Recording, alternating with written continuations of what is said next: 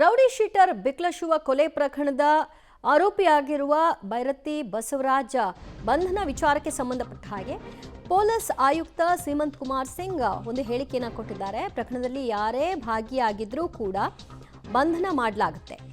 ಸಾಕ್ಷ್ಯ ಹುಡುಕಿ ಶಿಕ್ಷೆಯನ್ನು ಕೊಡಿಸೋದು ನಮ್ಮ ಆದ್ಯತೆ ಮತ್ತು ಗುರಿ.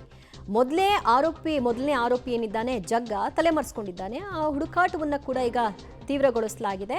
ತನಿಖಾ ತಂಡ ಆತನ ಶೋಧ ಕಾರ್ಯದಲ್ಲಿ ತೊಡಗಿಕೊಂಡಿದ್ದು ಆದಷ್ಟು ಬೇಗ ಮೊದಲ ಆರೋಪಿ ಜಗ್ಗನನ್ನು ಕೂಡ ಬಂಧನಕ್ಕೆ ಒಳಪಡಿಸಿ ಈ ಪ್ರಕರಣದಲ್ಲಿ ಯಾರೆಲ್ಲ ಭಾಗಿಯಾಗಿದ್ದಾರೆ ಮತ್ತು ಯಾರು ಕುಮ್ಮಕ್ಕು ಕೊಟ್ಟಿದ್ರು ಅವರೆಲ್ಲರಿಗೂ ಕೂಡ ಶಿಕ್ಷೆ ಆಗುತ್ತೆ ಅಂತ ಪೊಲೀಸ್ ಆಯುಕ್ತ ಸೀಮಂತ್ ಸಿಂಗ್ ಪ್ರತಿಕ್ರಿಯಿಸಿದ್ದಾರೆ.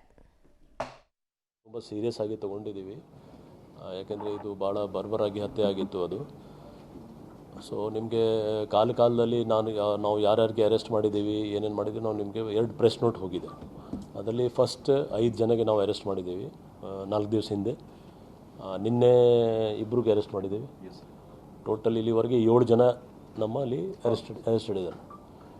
ಇನ್ನೂ ಇನ್ವೆಸ್ಟಿಗೇಷನ್ ಯಾವ ಹಂತದಲ್ಲಿದೆ ಅದು ಸ್ವಲ್ಪ ನಾವು ಬಹಿರಂಗವಾಗಿ ಚರ್ಚೆ ಮಾಡಲಿಕ್ಕೆ ಸ್ವಲ್ಪ ಕಷ್ಟ ಆಗುತ್ತೆ.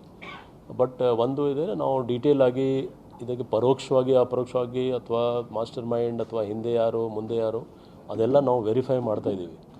ಸ್ವಲ್ಪ ಟೈಮ್ ತೊಗೊಳ್ತಾ ಇದ್ದಾರೆ, ಬಟ್ ಖಂಡಿತ ನಾವು ಅದ್ರ ಬಗ್ಗೆ ಡೀಟೇಲ್ ಆಗಿ ಇನ್ವೆಸ್ಟಿಗೇಟ್ ಮಾಡ್ತೀವಿ. ಬೇರೆ ಆ್ಯಸ್ ಆನ್ ವೆನ್ ನಮಗೆ ಪ್ರೋಗ್ರೆಸ್ ಆಗುತ್ತೆ ನಾವು ಖಂಡಿತ ನಿಮಗೆ ಪ್ರೆಸ್ ನೋಟ್ ಕೊಡ್ತೀವಿ. ನೋಡ್ತೇನೆ ಅದು ಆ್ಯಂಗಲ್ ಕೂಡ ವೆರಿಫೈ ಮಾಡ್ತೀವಿ. ಹಾಂ, ಅದು ಕರೆಕ್ಟ್.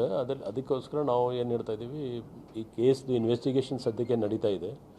ಸೊ ಅದು ನಮ್ಮದು ಮುಖ್ಯ ಇದೆ. ಈ ಕೇಸಲ್ಲಿ ಯಾರ್ಯಾರು ಭಾಗಿಯಾಗಿದ್ದಾರೆ, ಯಾರು ಶಾಮಿಲ ಅವ್ರಿಗೆ ನಾವು ಫಸ್ಟ್ ಅರೆಸ್ಟ್ ಮಾಡಬೇಕು ಮತ್ತು ಕೇಸ್ಗೆ ಒಂದು ಹಂತಕ್ಕೆ ತರಬೇಕು. ಒಂದು ಪಾರ್ಟ್. 2ನೇ ಪಾರ್ಟ್ ನೀವು ಈ ಥರ ಹೇಳಿದ್ರು ಅದರ ಬಗ್ಗೆ ನಾವು ವೆರಿಫೈ ಮಾಡ್ತೀವಿ. ಹಳೆ ಯಾವುದು ಫೆಬ್ರವರಿ ತಿಂಗಳಲ್ಲಿ ನನ್ನ ಮಾಹಿತಿ ಪ್ರಕಾರ ಒಂದು ಪಿಟಿಷನ್ ಬಂದಿತ್ತು ಈ ಆಫೀಸ್ಗೆ.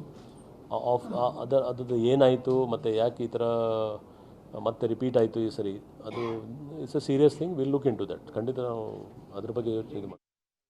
ಜಮೀನಿನ ವಿಷಯಕ್ಕೆ ಬಿಕ್ಲಶಿವ ಮತ್ತು ಜಗ್ಗನ ನಡುವೆ ನಡೆದಿದ್ದಂತಹ ವೈಮನಸ್ಸು ಕೊನೆಯಲ್ಲಿ ಕೊಲೆಗೆ ಅಂತ್ಯವನ್ನು ಕಂಡಿದೆ.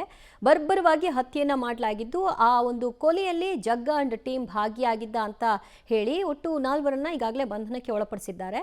ಬಂಧನದ ಭೀತಿಯಲ್ಲಿ ಬೈರತಿ ಬಸವರಾಜ್ ಇದ್ದು ಅವರು ಕೋರ್ಟ್ ಮೊರೆ ಹೋಗಿದ್ರು. ಆದರೂ ಕೂಡ ಕೋರ್ಟ್ ಆ ರಕ್ಷಣೆಯನ್ನು ಕೊಟ್ಟಿಲ್ಲ. ಈಗ ವಿಚಾರಣೆಗೆ ಹಾಜರಾಗಬೇಕು ಅಂತ ಹೇಳಿದೆ. ಬಂಧನ ಯಾವ ಕ್ಷಣದಲ್ಲಿ ಬೇಕಾದರೂ ಆಗಬಹುದು.